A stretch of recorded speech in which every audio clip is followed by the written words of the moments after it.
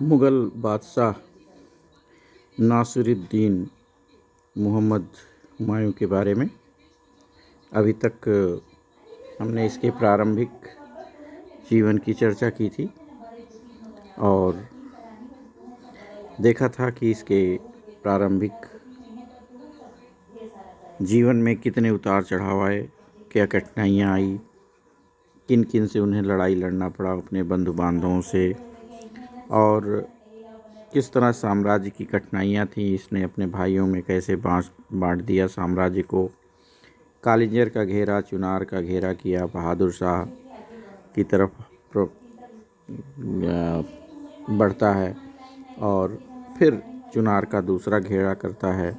उसके बाद बंगाल पर अधिकार करके वहाँ ऐशो फराम करने लगता है और जब उसे पता लग जाता है कि उसका भाई खुद बादशाह बनने के लिए बेचैन है, हिंदाल, तो उस समय भी तुरंत ध्यान नहीं दिया। लेकिन जब उसने आगरा पर लगभग कब्जा कर लिया हिंदाल ने और जहांगीर के प्रिय शेख बहलोल को मार डाला, तब इसे लगा कि शायद ऐसा कुछ है और तब इसकी नींद खुली और ये चल पड़ता है आगे और अपने सेना को दो भाग में बांटता है और बांट करके अस्करी को संभालने की एक भाग देता है और दूसरा अपने पास रखता है और दोनों चलते हैं और मुंगेर के पास, बंगाल से आकर के मुंगेर बिहार में फिर एक तरफ मिल जाते हैं और गंगा के दक्षिणी तट को पार करके जो ग्रांड ट्रंक रोड है, उसको जीटी रोड जिसे कहते हैं या शेरशाह सूरी मार्ग बाद में कहा गया, उसको पकड़ करके वो चलता है और फिर वो आगे बढ़ करके आता है, धीरे पहुंचता है कर्मनाशा नदी के पास और वो उसके थोड़ी दूर पर स्थित चौसा नामक स्थान पर पहुंच जाता है और यहीं पर शेर खां भी आ पहुंचता है। और शेर खां अब अपने सैनिकों के साथ पहुंचता है तो हुमायूं के जो सलाहकार थे उन्होंने कहा कि चूँकि अफ़गान शेर खां अभी थका थका आया है, इसके सैनिक थके हुए हैं, इस पर आक्रमण कर दिया जाए। लेकिन इसने प्रस्ताव को ठुकरा दिया हुमायूं ने और अफ़गानों को अब वहाँ आराम करने का समय मिल गया और पर्याप्त मात्रा में उनके सैनिक इकट्ठे हो गए। इधर हिंदाल आगरा में प्रत्यक्ष रूप से एक राजा की तरह काम कर ही रहा था, दूसरी तरफ अस्करी भी राजविद्रोह की भावना से काम कर रहा था। हुमायूं के बहुत से सैनिक बीमारी और कठिनाई और शत्रु भय से उसे छोड़कर भी चले गए। अब उसके पास, हुमायूं के पास कोई रास्ता नहीं बचा था। शेर खां ने आगरे वाली जो सड़क थी उस पर नाकेबंदी कर दी थी। अब नाकेबंदी करने के बाद अब यह तय हो गया कि अब युद्ध होना ही होना है और 3 महीने तक सेनाएं एक दूसरे के सामने पड़ी रही। शेर खां जानबूझकर देरी कर रहा था। वो वर्षा ऋतु का इंतजार कर रहा था कि वर्षा ऋतु आ जाए। दोनों पक्षों में सुलह की बात भी चल रही थी, लेकिन लगभग 1 वर्ष पहले हुमायूं द्वारा तोड़े गए समझौते का बड़ा कटु अनुभव था शेर खां को, क्योंकि शेर खां, जो मैं याद दिलाऊं, जो चुनार का घेरा था वहाँ पर इस तरह की बात हुई थी, तो इसलिए कोई वार्ता में लाभ होगा ऐसी कोई उम्मीद नहीं थी। तो जब वर्षा आरंभ हुई, वर्षा का जो इंतज़ार कर रहा था शेर खां, तब उसने अपना काम चालू किया और मुग़ल शिविर कर्मनाशा और गंगा नदी के बीच एक नीचे स्थान पर थी जहां पानी भरता था, पानी रुकता था, बढ़ जाता था। इसी क्रम में जब 25 जून 1539 को अपने सेना को तैयार होने की आज्ञा दी और प्रत्यक्ष में महारथ चेरो नामक एक स्थानीय सरदार पर आक्रमण करने का बहाना किया। यह चेरो जो था वह बिहार के शाहाबाद के अंतर्गत आदिवासियों के एक फिरके का सरदार था चेरो, और ये दिखाता है कि हम उस पर आक्रमण करने जा रहे हैं। मुग़ल बादशाह अभी बेखबर थे, उनको लग रहा था कि यही बात होगी जो ये कह रहा है, लेकिन शेर खां आधी रात के बाद उधर चेरो की तरफ न जा करके और मुग़लों की सोती हुई जो सेना थी आक्रमण कर दिया। अब अफ़गानी फ़ौज जो स्वयं उसके लड़के जलाल खां और खवास खां के नेतृत्व में 3 भागों में विभक्त करके, और शेर शाह ने जो शेर खां था उसने मुग़लों पर आक्रमण कर दिया और मुग़लों की स्थिति बहुत ख़राब हो गई। हुमायूं जब जगा तो सैनिक एकत्र करने लगा और अधिकांश सैनिक उसके भाग गए, क्योंकि वे खुद ही अपने प्राण की रक्षा करने के लिए चले थे। अब किसी तरह से हाथी पर सवार होकर वह गंगा की तरफ बढ़ा, लेकिन पार नहीं कर सका। तो यहाँ निजाम नामक एक भिश्ती की मशक पर सवार होकर फिर नदी को पार किया, और अब कैंप में उसके जो सारा कैंप था उसमें जो हरम की महिलाएं भी थी वह शेर खां के हाथ लग गई।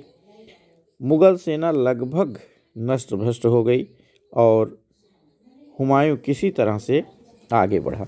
यहाँ ध्यान रखने का है, जो निजाम नाम के भिश्ती का बात आती है, इसी भिश्ती की कहानी आगे चल कर के लोग कहने लगे कि भिश्ती ने उसे बचाया था, तो बाद में उसे एक दिन का बादशाह बनाया था और उसने चमड़े के सिक्के चालू किए थे। ये बात ऐतिहासिक रूप से सत्य नहीं लगती, लेकिन निजाम है जिसने उसे बचाया, निश्चित तौर पर उसके ऊपर बड़ी कृपा हुई और हुमायूं के प्राण रक्षा में सबसे बड़ा योगदान रहा।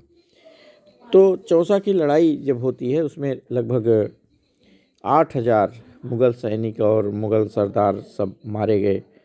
मोहम्मद जमान मिर्ज़ा भी इसमें एक था। हुमायूं की 2 रानियां और एक लड़की या तो मार डाली गई या नदी में डूब गई, उसका पता नहीं चला। एक पटरानी थी बेगा बेगम, और उसकी बहुत सी अन्य महिलाएं थीं बेगा बेगम के साथ, जिन्हें बंदी बना लिया गया।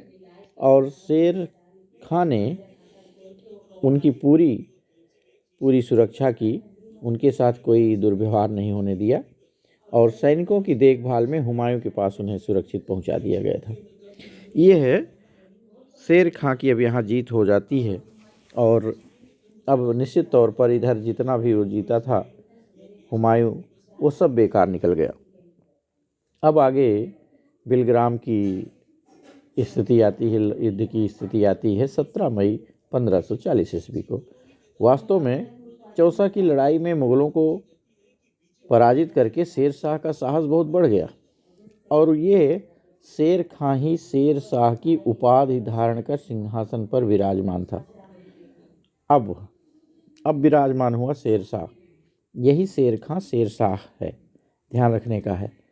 शेर खां और शेर शाह एक ही है। फिर इसके बाद जो हुमायूं का भाई कामरान था, वो आगरा, हुमायूं की अनुपस्थिति में आगरा पहुंचा था और अपने स्वार्थ में लगा हुआ था, और 20,000 की फौज के साथ अफ़गान शासक शेर शाह के विरुद्ध लड़ने के लिए अपनी सेवाएं अर्पित की, यानी वह उसके साथ आया। लेकिन हुमायूं और उसके स्वार्थपूर्ण उद्देश्यों को वो जानता था, इसलिए और अस्वीकृत कर दिया गया कि स्वीकार करने पर मुग़लों की हैसियत उसकी प्रतिष्ठा का बट्टा लगता था। तो कहते हैं ऐसी नाजुक घड़ी में बाबर के चचेरे भाई मिर्ज़ा हैदर दुगलात के प्रयत्नों के बाद भी हुमायूं और उसके भाई शत्रु से मोर्चा लेने के लिए एक साथ एक मत नहीं हो पाए। कामरान अपनी मूर्खता से यह समझे बैठा था कि यदि वह अपने बड़े भाई की सहायता नहीं देगा तो शेर शाह उसे पंजाब और हिसार फिरोजा में शांतिपूर्वक राज करने देगा। यानी उसे अपने फिरोजाबाद, हिसार और पंजाब की बात उसे याद आ रही थी। उसे लगता था कामरान को कि हम वहाँ चैन से रह लेंगे और यहाँ ये भग जाएगा। ये अपने भाई को हटाने खुद ही चाह रहा था अंदर से। और कुछ समय पहले वह आगरे में बीमार भी पड़ गया था और यह लग रहा था कि बीमारी के उसे हुमायूं ने जहर दिलवाया है। ये बात दिमाग में पड़ गया था हुमायूं के भाई कामरान के। और जो अस्करी ने सोचा, जो उसका दूसरा भाई है, कि हुमायूं में दृढ़ता और संकल्प शक्ति का अभाव है, इसलिए वह निरपेक्ष बन रहा। वह भी बन गया, कुछ नहीं करने दिया। अब यह स्थिति बनती है तो शेर शाह ने चौसा की लड़ाई के बाद सबसे पहला काम किया कि बंगाल पर अधिकार किया और वहाँ हुमायूं के जो फौजी दस्ते थे उनको हटा के सब अपना काम कर लेता है। और इसके बाद लौट के वो एक शक्तिशाली सेना बना करके अपना तैयार करके आगरा की ओर बढ़ जाता है। और उसके सैनिकों ने, शेर शाह के सैनिकों ने लखनऊ और कन्नौज पर अधिकार कर लिया। अब शेर शाह खुद भी पहुंच गया फरवरी 40 तक। अब मुगलों को एक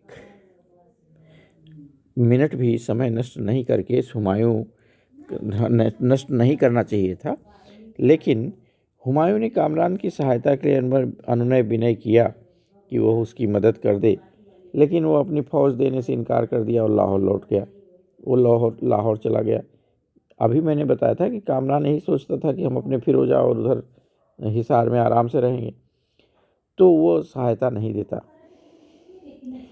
अब जो बचे खुचे सैनिक थे इसके पास हुमायूं के, जो चौसा की लड़ाई के बाद जो आगरा पहुंच गए थे, उनको सबको शामिल करके लगभग 90,000 सैनिक तैयार किया। लेकिन इससे अधिकांश लोग एकदम नए नए लोग थे, युद्ध और लड़ाई का कोई अनुभव नहीं था। और शेर शाह जो था वो पहले यहाँ पहुँचा और गंगा की तरफ हुमायूं के शिविर से लगभग 23 मील दूर कन्नौज के सामने अपने खेड़े गाड़ दिया। अब अपना खेमा लगा दिया ये, और अब इसमें भी देखता रहा। धीरे धीरे हुमायूं की सेना भी बढ़ती रही, वो 2 लाख तक पहुंच गई और अभी तक कोई लड़ाई नहीं हुआ। जरूर था कि वो थोड़ा सा बिलग्राम के निकट गंगा से 3 मील की दूरी पर अपना शिविर लगाए हुए था और अपना उत्साह दिखा रहा था हुमायूं। यहाँ भी स्थिति वैसे ही होती है जो इसके पहले की थी, चौसा की लड़ाई का। 15 मई के दिन बहुत भयंकर वर्षा हुई और मुगलों के कैंप में पानी भर गया। अब वो शिविर को लेकर ऊंचे स्थान पर जाने लगे। 17 मई को जब अपने कैंपों से देखने के लिए बाहर निकले कि अगले दिन शिविर को यहाँ से उठाकर किस स्थान पर ले जाएं, तो शेर शाह ने उसी समय मैदान में उतर करके और शत्रुओं पर हमला बोल दिया, यानी हुमायूं के ऊपर हमला बोल दिया। अब यह सुरक्षित स्थान पर जाना चाहता था, लेकिन इसके ऊपर हमला हो गया अलग से। अब हुमायूं को तोप और बंदूक चलाने का अवसर ही नहीं मिला, बरसात के कारण और जल जमाव के कारण। और अचानक जो हमला हुआ उससे पूरी मुगल सेना हिल गई। हुमायूं ने मिर्ज़ा हैदर को अपना सेनापति नियुक्त कर रखा था और हुमायूं और मिर्ज़ा हैदर ने बागडोर संभाली, लेकिन और बाएं पक्ष में जो नदी की ओर था हिंदाल के नेतृत्व में रखा गया। दाहिनी ओर का मोर्चा यादगार नासिर में अस्करी अग्रगामी सैनिक दल का नेतृत्व कर रहा था। कुल मिलाकर के यह जो युद्ध होता है उसमें जितनी इनकी क्षमता थी हुमायूं की, लगभग सबको इकट्ठा कर रखा था। और आगे तो लगभग 5,000 बंदूकधारी सैनिक थे और कुछ रिजर्व में सैनिक दल थे, लेकिन ज़्यादा ही संख्या इनकी नहीं थी, नहीं के बराबर थी। और कुल मिलाकर अगर देखें तो जो लड़ने वालों की संख्या थी मुगलों की, वो 40,000 थी। जबकि मिर्ज़ा हैदर को अनुभव किया था कि अफ़गान सेना लगभग 15,000 है और अफ़गानों की कुल संख्या केवल 40,000। तो शेरशाह ने अपनी सेना को 7 भागों में बांट रखा था और स्वयं बीच में खड़ा होकर सैन्य संचालन कर रहा था। सेना के बीच में उसके सामने एक खाई खोद कर तैयार किया गया था जिससे कोई आगे न बढ़ सके। दोनों तरफ फौजी दस्ते तैयार हो गए शेर खां के पास। और फिर उसने हुमायूं के बाजू पर आक्रमण करने की आज्ञा दे दी। हुमायूं के जो दोनों तरफ सैनिक हैं, जो हिंदाल नेतृत्व कर रहा था, लेकिन वह जीत नहीं सका और जलाल खां जो था वह यद्यपि घायल हो गया, लेकिन वह काफ़ी वीरता से लड़ाई लड़ रहा था जो शेर खां की तरफ से था। और अग्रगामी दल जो थे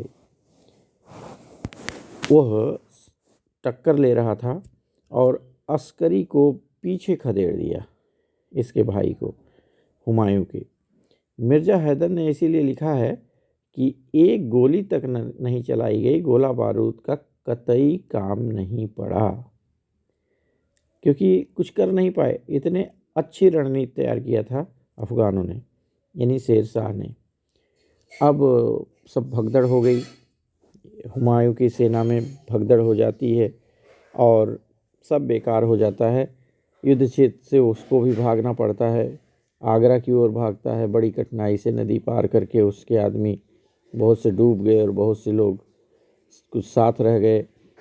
मैनपुरी ज़िले के भोगांव के लोगों ने भी इन पर आक्रमण कर दिया और बड़ी कठिनाई से प्राण बचाकर भागा। अब स्थिति ये हुई कि जो बिलग्राम की लड़ाई हुई, इस लड़ाई में पूरी तरह से एक तरह परास्त हो गया। अब हुमायूं की स्थिति हो जाती है, दर दर की ठोकर खाने वाला हुमायूं बन गया, क्योंकि यह अब इसके पास ना तो सेना थी और ना साहस था। फिर भी हुमायूं का पीछा करते हुए अफ़गान सैनिक आ रहे थे। हुमायूं ने आगरा छोड़ा और लाहौर की ओर चढ़ पड़ा। और अब उधर भी बरसात हो गई थी, पंजाब की तरफ भी, तो उधर भी जाना बड़ा कठिन काम था। लेकिन किसी तरह से लाहौर पहुंचा ही होगा कि उसे सूचना मिल गई कि अफ़गानों ने दिल्ली आगरा पर कब्जा कर लिया। अब हुमायूं के भाई और उसे लाहौर में मिले, लेकिन वहाँ भी वे सब मिल कर के कोई योजना नहीं बना पाए कि अफ़गानों के विरुद्ध कुछ कर सकें, शेरशाह के विरुद्ध कुछ कर सकें। कामरान अफ़गानिस्तान और पंजाब को ही अपना लगा था कि बार बार वही सोच रहा था कि हम इधर ये बचा के रखें, हुमायूं आ गया, कहीं ऐसा न हो कि भाई हमारा ही राज्य ले ले। तो वो शेरशाह से नाराज़गी नहीं मोल लेना चाहता था। अब इसी बीच शेरशाह पंजाब पहुंच गया और अब हुमायूं के जो मुग़ल सम्राट हुमायूं था कि इस प्रस्ताव को कि सरहिंद तक दोनों के राज्यों की सीमाएं सीमित रहें, इसे स्वीकार करने का सवाल नहीं था शेरशाह का। और अब हुमायूं को भागने के अलावा कोई रास्ता नहीं बचा, क्योंकि शेरशाह कोई समझौता करने के मूड में नहीं था। एक और मिर्ज़ा हैदर की सलाह थी कि कश्मीर उसे चला जाना चाहिए और वहीं से हिंदुस्तान की योजना बनानी चाहिए। दूसरा, हिंदाल और यादगार मिर्ज़ा की राय थी कि सिंध में होकर गुजरात तक उसे हट जाना चाहिए और यहाँ से दिल्ली विजय के कार्यक्रम संचालित करना चाहिए। अभी ये बात ही चल रही थी कि कामरान शेरशाह के साथ पत्र व्यवहार करना चालू कर दिया। वही कामरान, अफ़गानिस्तान और पंजाब की जिसको चिंता थी, इसके भाई को। कामरान ने शेरशाह को इस शर्त पर सहायता देने का वचन दिया कि वह पंजाब और काबुल उसके अधिकार में छोड़ दे। यह देखकर हुमायूं घबरा गया और कश्मीर जाने की तैयारी करने लगा। लेकिन कामरान द्वारा अस्त्र शस्त्रों के बल पर कश्मीर का मार्ग अवरुद्ध करने पर यह भी रोकना पड़ा। अब उसका ही भाई नहीं जाने दिया। किसका? हुमायूं का। हुमायूं का जो कामरान, जिसको पंजाब की पड़ी थी, तो वो समझौता कर लेता है और इसको ही रोक देता है, वो जाने नहीं पाता कश्मीर की तरफ। और हिंदाल जो था, हिंदाल भी उसे छोड़ दिया, जो इसका दूसरा भाई, वो सिंध पर आक्रमण करने के लिए चला गया। हुमायूं ने कश्मीर जाने के लिए एक और प्रयत्न किया, लेकिन उसके जो कामरान था वो रास्ता जाने नहीं दिया, रास्ता रोके रखा। और बदख्शा जाना भी उसके लिए कठिन था, क्योंकि कामरान के मन में यह शंका थी कि उस काबुल न छीन ले। कामरान ने तीसरी बार फिर रोक लिया उसको, हुमायूं को, और मजबूर होकर सिंध की ओर बढ़ना पड़ा और वहाँ हिंदाल से मिला। खुशाब के पास कामरान से झगड़ा हो गया और फिर वो एक तंग पहाड़ी दर्रे से निकलना चाहता था, लेकिन किसी तरह से ये संकट टल गया। कोई वहाँ संत इसकी सहायता कर देता है हुमायूं की, और ये बाद में हुमायूं सिंध की ओर चलता है। अब यहाँ से ये भागने की स्थिति आ जाती है, इसके निर्वासित जीवन को जीने का होता है। और जो परिस्थितियाँ हुई, जो भागना पड़ा, उसमें अधिकांश उसकी अपनी ही मूर्खता और कमजोरी की परिणाम थी। उसने अपने धूर्त विश्वासघाती भाइयों में साम्राज्य बांट करके यह बहुत बड़ी भूल की थी। कामरान को पंजाब काबुल सौंप देने की आवश्यकता और संकट के समय वह इधर उधर रंगरूटों की भर्ती करने में भी असमर्थ हो गया। यह कोई खास बात नहीं, बहुत विशेष बात, यह बहुत ही विशेष बात थी। तो यह भी इसकी नीति सही नहीं रही। तो कालिंजर के समय भी देखें तो उसकी स्थिति वही होती है। अब यह दर दर ठोकरें खाने वाला हुमायूं बन जाता है। इसका निर्वासित जीवन आरंभ हो चुका था। तो अब चूँकि वीडियो लंबा हो रहा है, हम इसे यहीं पर रोकेंगे। अगले वीडियो में इसके आगे का इतिहास देखने की कोशिश करेंगे। तब तक के लिए यहीं आप सबका बहुत बहुत धन्यवाद।